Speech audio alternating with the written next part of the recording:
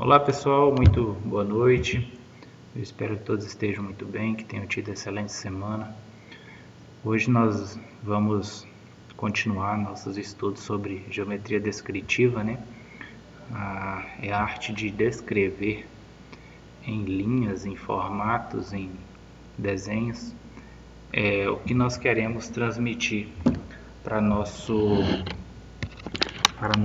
cliente, para nosso construtor, para outra pessoa, né? Para que qualquer um que possa pegar esse desenho, essa projeção, né? Esse conjunto de fases, conjunto de partes, né? De algo, né? Pode ser uma residência, pode ser uma rodovia, pode ser qualquer coisa que nós podemos projetar. Então, hoje nós vamos começar a segunda parte do nosso curso, referente a G2, que eu quero montar um projeto arquitetônico, né, para a gente desenhar até o final do bimestre um projeto, né. E aí, na primeira parte, nós já fizemos planta baixa e corte, né. Agora nós queremos fazer além, né, as outras partes que compõem o projeto. Para isso, nós vamos ver aqui um pouco mais sobre isso, né, sobre o projeto. Então, nosso segundo aqui, ó, projeto. A palavra projeto significa genericamente intento, desígnio, empreendimento em que acepção, um conjunto de ações, isso que eu queria lembrar, o conjunto de ações caracterizadas e quantificadas necessárias à concretização de um objetivo. Embora este sentido se aplique a diversos campos de atividade, em cada um deles o projeto se materializa de uma forma específica. Então, pessoal, projeto é uma palavra bem ampla, né? Quer dizer a tudo. Na nossa área, projeto é um conjunto de ações, né? De partes para a pessoa que pegar poder tomar as ações necessárias para materializar o que nós colocamos no papel. Mas projeto pode ser qualquer coisa. Já pensou? Você vai viajar no final do ano. Você vai fazer um projeto para que isso se realize, né? Vai montar as estruturas necessárias. Então tudo é projetado. E é bom que toda ação que você for tomar e tiver alguma validade, né? Algo mais intenso, algo mais maior, né? Você projete isso, porque senão você pode se frustrar. Por exemplo, esses dias eu fui fazer uma construção pequena lá em casa, e aí é bom que você sente antes e veja tudo que você precisar, porque eu posso trabalhar só no final de semana, aí final de semana é tudo fechado. Então, se eu não projetar, saber o que eu vou utilizar, quando eu chegar no meio do caminho vai faltar alguma coisa e eu vou ter que parar porque não tem onde arrumar. Então, tudo é projetado, né? Todo mundo às vezes abusa de mim, né, de nós engenheiros, porque quando nós vamos fazer algo, nós pegamos um papel primeiro e desenhamos como a gente quer que fique, o que vai ser utilizado, quanto vai gastar, geralmente, né? E aí depois executa, né? Os meninos aí que já mexem com essa parte de engenharia sabe bem como é que é isso, né? Se você não planejar o que você vai executar, você vai se frustrar. Então, o projeto tem fases, né? O projeto de arquitetura da edificação compreende as fases que se caracterizam. Então, estudo preliminar, anteprojeto, o projeto de aprovação e assistência à execução da obra. Então, a primeira coisa que você... então, vou acabar de ler aqui. Como blocos sucessivos, colete informações, desenvolvimento de estudos, serviços técnicos, emissão de produtos finais, objetivando o término de cada um deles. Então, pessoal, quando você vai executar um serviço para alguém, o cliente chega e te contrata. Para começar o serviço, você vai ter que ir lá no terreno ou ir lá no local da obra, né? E observar por exemplo, o solo, o caminho do sol. Então você vai fazer um estudo preliminar do seu objetivo, né?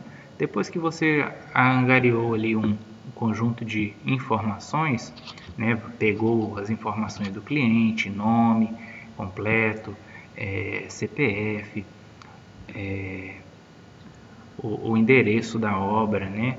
As informações sobre o terreno, se for tratar de edificação. Tô falando mais sobre edificação, pessoal, porque é o que mais tem, né? Todo mundo formou aí, pega um projeto numa casa. Agora, até se informar, né? Agora, uma estrada, um prédio, é uma coisa mais difícil de acontecer, né? Mais incomum. Acontece, com certeza, mas não é com muita constância, né? Pelo menos para a nossa região. E aí, você precisa fazer um estudo preliminar, juntar ali, o anteprojeto também, juntar um conjunto de informações, até você sentar, riscou no seu papel e sentou na frente do seu computador. Agora eu vou colocar isso no projeto, né? Vou materializar em planta tudo que eu peguei de informação, né? Claro que você vai fazer um estudo de fazer primeiro uma planta baixa para levar para o cliente, fazer um estudo de planta, ele aprovar, para aí você projetar, né? Porque se você começar a projetar sem o cliente aprovar, quando ele ver, quiser mudar um cômodo que seja, você tem que refazer tudo. Então, primeiro você trabalha só em cima da planta. Depois da planta você trabalha em fachadas. Geralmente o cliente não dá muita opinião sobre fachada. Geralmente ele te mostra algumas coisas que ele acha bonito e você trabalha em cima daquilo. Então ali tem, ó, o estudo preliminar. Eu falei sobre tudo isso, né? Constitui a configuração inicial, a solução arquitetônica proposta para a obra, considerando as principais exigências contidas no programa de necessidade, deve receber a aprovação preliminar do cliente. É o que eu disse. Então, juntou as informações, fez um estudo de planta baixa, né? Anteprojeto constitui a configuração final da solução arquitetônica proposta para a obra, considerando todas as exigências contidas no programa e necessidade de estudo preliminar aprovado pelo cliente. Deve receber a aprovação final do cliente. Então, isso é sobre a planta baixa, né? Se você não se atentar para isso, você vai trabalhar mais. Antes eu fazia isso, fazia tudo, os desenhos todos, aí eu mostrava para o cliente, tem jeito de mudar não gostei desse cômodo aqui, ficou pequeno, ou tem jeito de mudar esse quarto, ou pior ainda, faz o quarto de um lado e os outros, né, geralmente quarto de um lado, sala e cozinha de outro, área social e área privada. E aí o cliente fala, só inverte o lado, né? Põe o quarto do outro lado e pronto, já era. Você tem que fazer tudo de novo, não é só inverter um lado. Eu já cheguei cliente que inverteu 2 vezes. Inverteu uma vez, aí é verdade, você tinha razão, agora volta, né? Então primeiro faça o estudo de planta baixa, senão você trabalha mais. Projeto de aprovação é uma subfase do projeto desenvolvida conforme o caso anterior, concomitante ou posteriormente a ele. Constitui a configuração técnico-jurídica da solução arquitetônica proposta para a obra, considerando as exigências contidas no programa de necessidade, o estudo preliminar ou anteprojeto aprovado pelo cliente e as normas técnicas. Então, pessoal, isso aí, ó, você vai fazer o projeto, né? E você tem que sujeitar ele à aprovação do órgão competente, prefeitura, bombeiros, né? Se você estiver fazendo um projeto de incêndio, por exemplo, você tem que sujeitar ao bombeiro. Se for arquitetônico, construção ou regularização, a prefeitura. Se for um restaurante ou uma clínica de saúde, geralmente a vigilância sanitária que vai fazer esse estudo. Então, depende aí do projeto, você vai ter um órgão específico para aprovar, né? Existe uma lei aí, não entrou em vigor ainda, acredito que até o meio do ano, mais um pouquinho, que a prefeitura não tem mais que aprovar o projeto de pequeno porte, né? Obras de pequeno porte. Então você só envia o projeto e pode construir, tira o alvará, não tem por que eles embargar. por exemplo, no Código de Obra do município, tem bastante regras, né? Por exemplo, vão de janela a 1,5 m do muro, afastamento frontal, afastamento lateral, afastamento traseiro, né, atrás da casa. Tem também distância da fossa na casa ou no muro de no mínimo 1,5 m. Tem um tanto de regras. Às vezes tem município que não pode fazer a casa em cima da divisa, às vezes pode. Às vezes tem município que proíbe até o tipo de telhado. Se for telhado embutido, pode telhão. Se for telhado à vista, não pode telhão. Então, tanto de regras diferentes que regem aí a aprovação do projeto, né? Então, as plantas exigidas, né? Então, planta de situação define que a implantação da obra de terreno buscando dimensionamento especial. Pessoal, vou explicar, não vou ler, depois vocês leem os slides, vou deixar à disposição. Planta de situação, pessoal, é para situar a obra no bairro, né?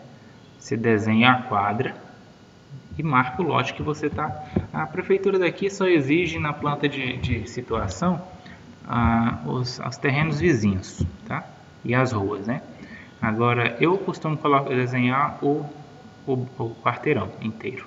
Aí você coloca o número dos lotes e marca a chura, né? O lote que você está construindo para ter uma situação do lote, né? Beleza. Planta baixa. Planta baixa a gente já falou na aula passada, né? Na aula retrasada. Plantas baixas é aquela planta ali, um corte, 1,5 m de altura, que é um dos principais itens, né? A planta baixa e os cortes. Depois tem planta de cobertura. Pessoal, planta de cobertura, você tem que mostrar a inclinação do telhado na planta de cobertura. Você tem que mostrar o tipo de telha. Você tem que mostrar as cotas, né? Tem que cotar a planta de cobertura. Uma vez eu não cotei, o projeto voltou. Então, cota na planta de cobertura. Se tiver algum vão, algum jardim de inverno, tem que mostrar tudo, o vão, o tamanho do vão, a área do vão. Depois tem as cortes gerais, também nós falamos na aula anterior, sobre os cortes, né?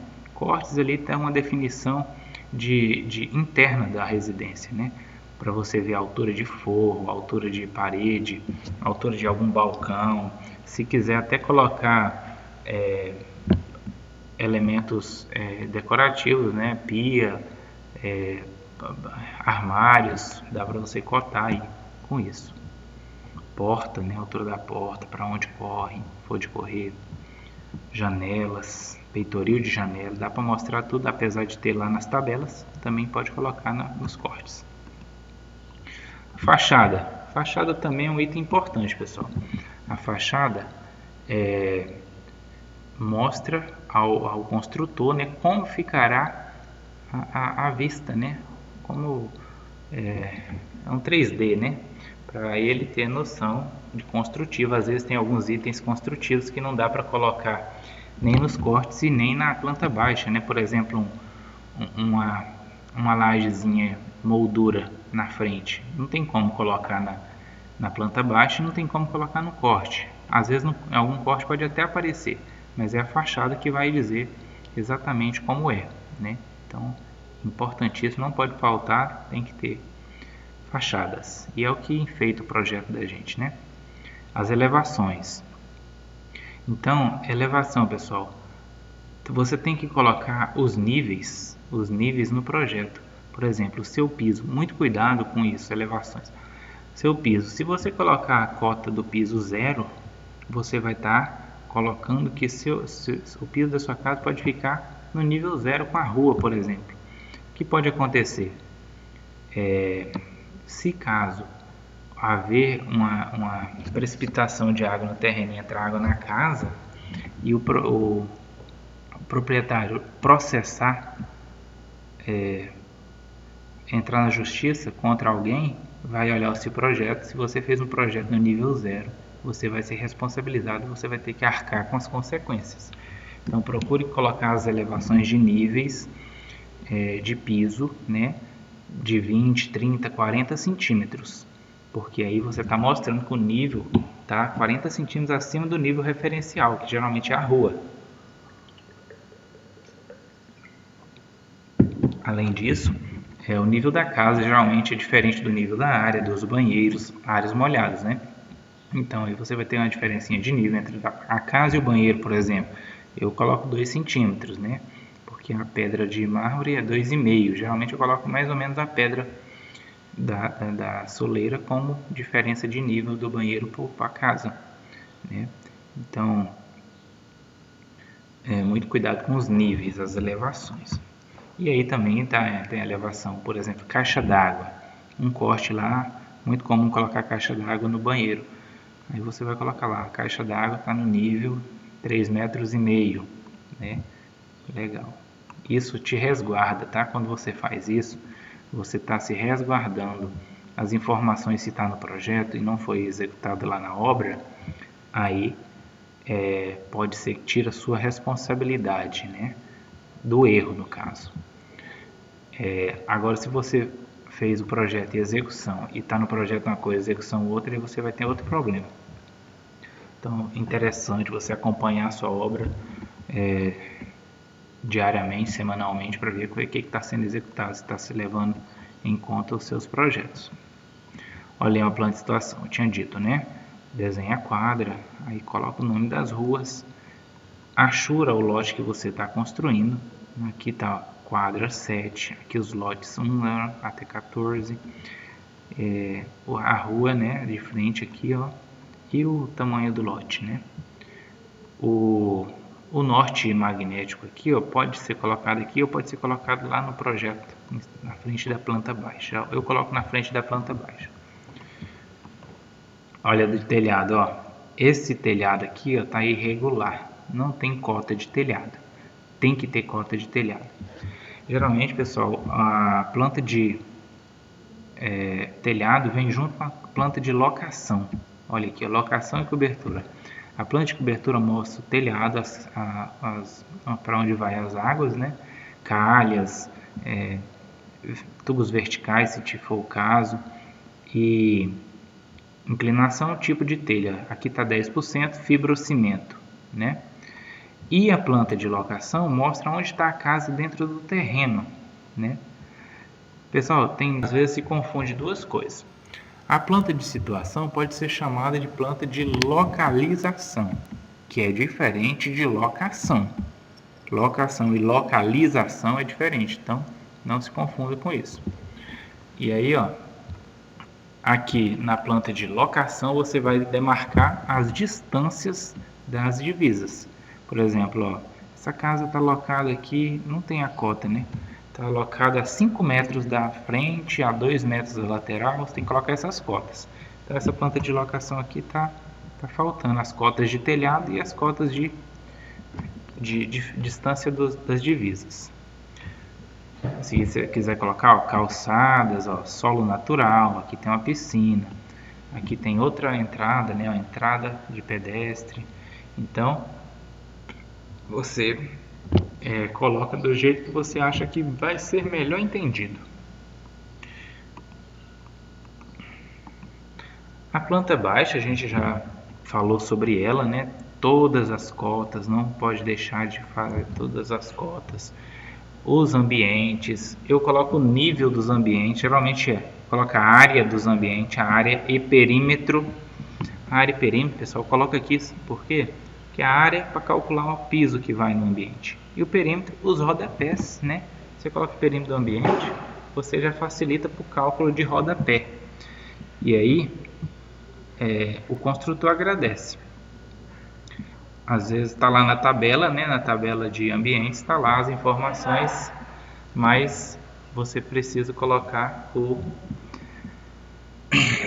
É bom que você coloque na planta baixa, que geralmente o pedreiro não fica caçando em tabela nada não. O que vê na planta baixa aqui é mais fácil para ele, né? Aqui tem uma planta de cobertura de novo, né? As informações aqui, eu já falei sobre planta de cobertura, aqui também. Outra aqui, ó, legal, um corte, né? Isso aqui vem no corte, ó. Se você tem uma coisa aí para melhorar o entendimento, ó, um detalhe, né? Fez aqui um detalhe, ó, detalhe esquemático B, mostra a calha, mostra aqui que tem uma laje, né? Madeiramento, cobertura, a telha aqui, ó, do tipo cerâmica, né? Uma telha de barro conhecida aí, tem o platibanda. Então, isso aqui facilita, se for o caso de, às vezes, muito difícil colocar, a não ser que for uma coisa bem difícil de fazer, porque geralmente os pedreiros já têm esse conhecimento, né? O corte, aqui é um corte transversal, né? Tá sem forro, mas ó, aqui o nível que eu tava dizendo, ó, 20, nível 20 aqui da cozinha, o quarto tá no nível 29, deu uma exagerada aqui nesse nível, né? Mas ó, os níveis, ó, nível 10 da calçada, aí o 0 aqui da referência, a rua, né? Se você coloca tudo 0, ó, e se alaga, a culpa é sua. Mesmo que o pedreiro, talvez o pedreiro que errou aí, aí você fala assim, ó, coloquei nível 0 do projeto, mas o pedreiro sabe que a casa tem que ser mais alta que a rua. Opa, tá errado, né? Quem tem que dizer é você. Se você colocou nível 0, ele por algum acaso fez a casa baixa, a culpa é sua. Agora, se você colocou o nível certo e ele fez a casa baixa, a culpa é de quem executou, a não ser que você foi responsável pela execução. Fachada, por isso que eu digo, ó, não tem como representar essas lajes aqui na planta baixa. Então, o que acontece? Geralmente